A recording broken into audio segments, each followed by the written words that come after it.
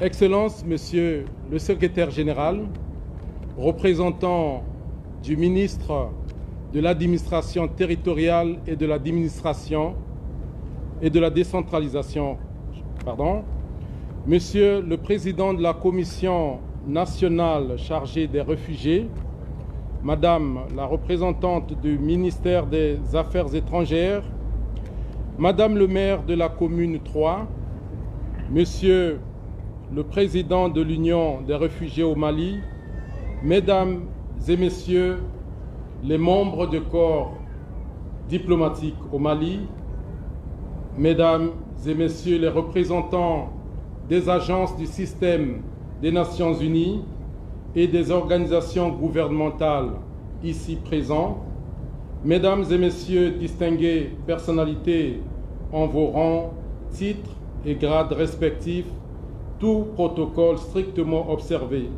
Chers collègues, chers partenaires, la Journée mondiale du réfugié que nous célébrons aujourd'hui constitue chaque année l'occasion de saluer le courage, la résilience et l'espoir des personnes contraintes de fuir à travers le monde, quittant leur pays, leur ville, leur village à cause de l'insécurité générée par des conflits et des persécutions liées à leurs origines, leur race, leur religion, leurs opinions politiques ou leur appartenance à un groupe social. Cette année, nous marquons la Journée mondiale du réfugié sous le thème de la solidarité avec les réfugiés pour un monde qui accueille les réfugiés. Alors que le nombre de personnes déplacées de force à travers le monde atteint un niveau record de plus de 120 millions de personnes qui n'ont eu d'autre choix que de fuir leur foyer, leur famille et leur quotidien pour être simplement en sécurité. Le nombre de réfugiés et d'autres personnes ayant besoin d'une protection internationale a atteint 43 400 000 en 2024. Les conflits, les troubles politiques et économiques se multiplient, rendant la solidarité envers les réfugiés plus cruciale que jamais. Être solidaire, c'est garder nos portes ouvertes et travailler ensemble à un monde où ils ont accueilli comme il se doit. Cela signifie mettre en valeur leurs atouts et leurs succès tout en affrontant les défis auxquels ils sont confrontés.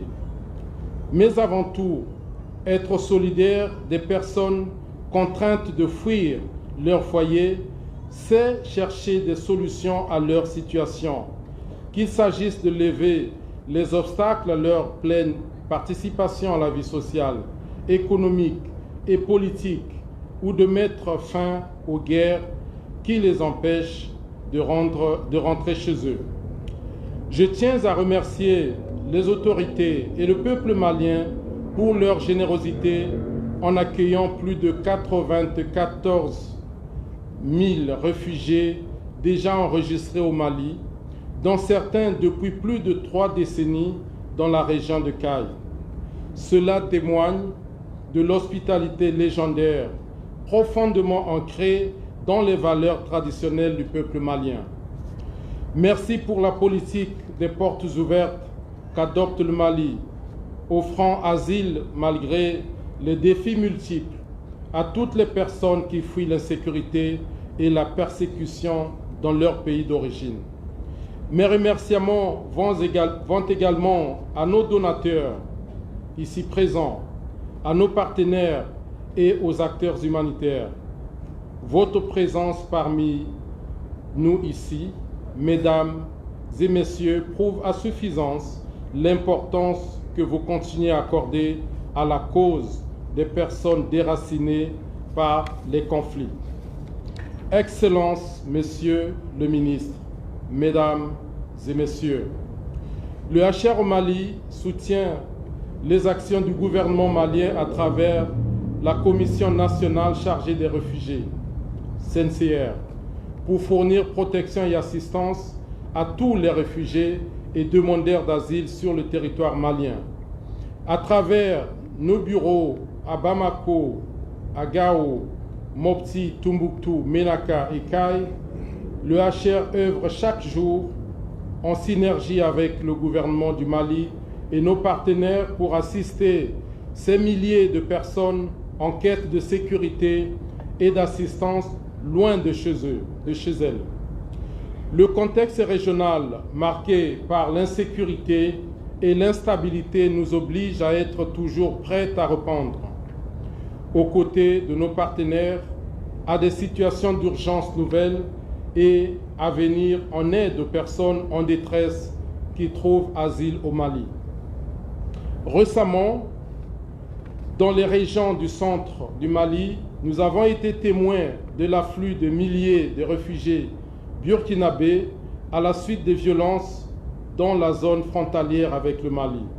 Nous saluons la réactivité de la CNCR et de nos partenaires qui nous accompagnent pour apporter une réponse urgente et multisectorielle en faveur de ces personnes fuyant la violence et l'insécurité.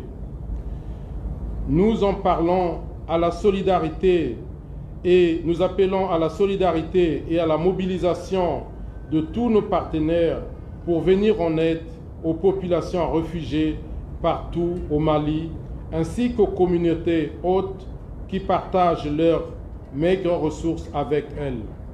Excellences, Monsieur le Ministre, Mesdames et Messieurs, je ne saurais terminer sans réitérer nos salutations aux efforts de l'État malien pour l'accueil des réfugiés sur son sol et renouveler notre appel pour une protection accrue des personnes déracinées et de toutes les populations vulnérables.